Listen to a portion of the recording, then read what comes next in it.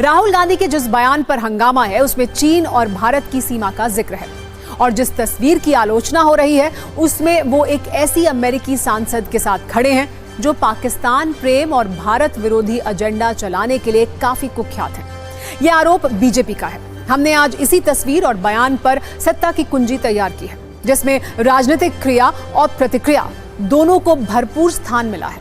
पहले बात राहुल गांधी के बयान की करते हैं जिससे बीजेपी आग बबूला है। राहुल गांधी ने वॉशिंगटन डीसी में नेशनल प्रेस क्लब में कहा कि चीन ने भारत की 4000 वर्ग किलोमीटर जमीन पर कब्जा कर लिया है। मुझे नहीं लगता कि पीएम मोदी ने चीन से ठीक से निपटा है। उन्होंने यह भी सवाल उठाया कि अगर कोई पड़ोसी देश आपकी 4000 वर्ग किलोमीटर जमीन पर कब्जा कर ले तो अमेरिका की क्या प्रतिक्रिया होगी। राहुल गांधी के इस बयान पर भारत में काफी तीखी प्रतिक्रिया हुई है। रक्षा मंत्री राजनाथ सिंह ने कहा है कि राहुल गांधी की बातें भ्रामक हैं। लगता है मोहब्बत की दुकान चलाते चलाते राहुल जी झूठ की दुकान खोलकर बैठ गए हैं। We've got Chinese troops occupying land the size of Delhi in Ladakh. I think that's a disaster. How would America react if, a neighbor occupied 4,000 square kilometers of your territory? Would any president be able to get away with saying that he's handled that well? So I don't think Mr. Modi's handled China well at all. I think there's no reason Chinese troops should be sitting in our territory. कुछ का कुछ बोलना, China का प्रेम भी सामने आ जाता है कि चाइना ने भारत की जमीन दखल की हुई है, जबकि जो भी जमीन थी वो उनके नाना परनाना के समय, नेहरू जी के समय हुई थी। चीन ने इस देश पर कब्जा के हिस्से पर कब्जा किया है, ये बोलना अपराध है, लेकिन चीन को क्लीन चिट देना अपराध नहीं है। ये कमाल का इनका दोगली नीति है भाजपा की। पंडित नेहरू ने जो भारत के साथ किया है वो घाव अभी तक भरा नहीं है और चाइना में तो 34,000 वर्ग किलोमीटर जमीन उन्होंने चाइना के हवाले कर दिया। इसके लिए सोनिया गांधी, राहुल गांधी, तमाम लोगों को एकजुट होकर के देश से माफी मांगनी चाहिए। 4,000 किलोमीटर से ज्यादा की जमीन दबा ली गई है। आश्चर्य होता है कि मोदी जी क्यों इतना डरते हैं चाइना से कि चाइना का नाम भी जुबान पर जो जून 2020 के बाद आया ही नहीं। अब राहुल गांधी की उस तस्वीर की बात करते हैं जिस पर सबसे ज्यादा हंगामा शुरू हो गया है। कल अमेरिकी दौरे के आखिरी दिन वॉशिंगटन डीसी में अमेरिकी कांग्रेस के एक प्रतिनिधि मंडल ने राहुल गांधी से मुलाकात की। रैमबर्न हाउस में हुई इस मुलाकात में भारत विरोधी बयान देने वाली इल्हान उमर भी मौजूद थी। राहुल गांधी के इल्हान उमर से मिलने पर देश में तीखी प्रतिक्रिया हुई। बीजेपी के कई नेताओं ने राहुल गांधी के उनसे मिलने की आलोचना की है तो कांग्रेस ने भी इस पर अपना पक्ष रखा है।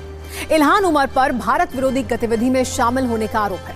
वो पीओके को पाकिस्तान का हिस्सा बता चुकी हैं। अब जब राहुल गांधी इल्हान उमर से मिले हैं तो बीजेपी को हमला करने का मौका मिल गया है। बीजेपी पूछ रही है कि राहुल गांधी भारत विरोधियों से ही क्यों मिलते हैं। खुद गृह मंत्री अमित शाह ने कहा कि देश विरोधी बातें करना और देश को तोड़ने वाली ताकतों के साथ खड़ा होना राहुल गांधी और कांग्रेस पार्टी की आदत सी बन गई है। बीजेपी सांसद सुधांशु त्रिवेदी पूछ रहे हैं कि भारत समर्थक जितने भी अमेरिकी सांसद हैं उनमें से किसी से आज तक राहुल गांधी क्यों नहीं मिले हैं। कांग्रेस कह रही है कि अगर राहुल गांधी ने कुछ गलत कहा है तो एक्शन क्यों नहीं लेते।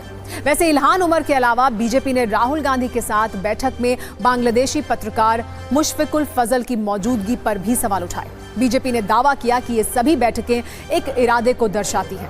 कांग्रेस नेता भारत विरोधी ताकतों को बढ़ावा दे रहे हैं।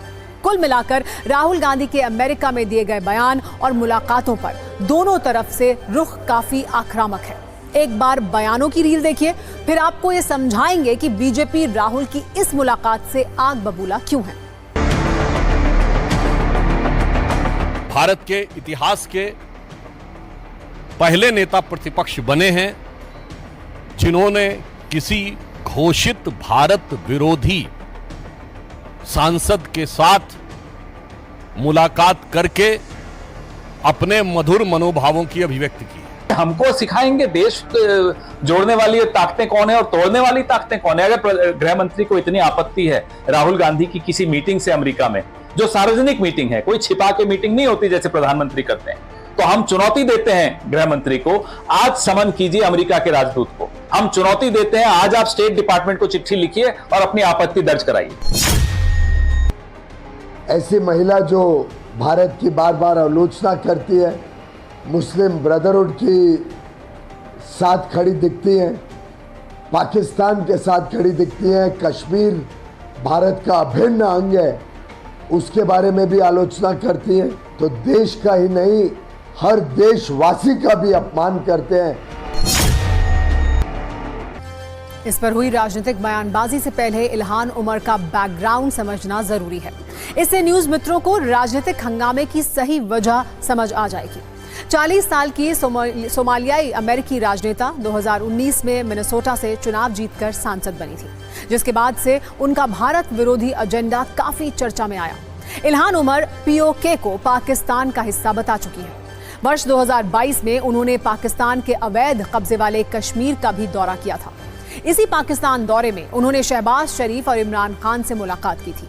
जून 2023 में पीएम मोदी की अमेरिका यात्रा का उन्होंने विरोध किया था।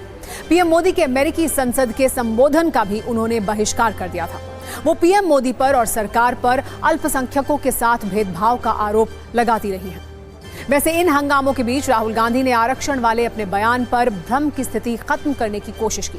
राहुल गांधी ने एक सवाल के जवाब में कहा था कि भारत में जब सबको समान अवसर मिलने लगेंगे तो आरक्षण खत्म करने के बारे में सोचा जा सकता है। फिलहाल ये सही समय नहीं है। अब राहुल गांधी ने कहा है कि वो आरक्षण की सीमा 50% से बढ़ाना चाहते हैं। उनके बयान को गलत समझा गया। हालांकि बीजेपी राहुल गांधी पर आरक्षण विरोधी होने का आरोप लगा रही है और ये कह रही है कि वो आरक्षण खत्म नहीं होने देंगे। 4 दिनों की राहुल गांधी की अमेरिका यात्रा अब खत्म हो चुकी है। बयानों के लिहाज से उनकी ये यात्रा काफी धमाकेदार रही है। हर दिन उनके बयान से अमेरिका से लेकर भारत तक में धमाका हुआ।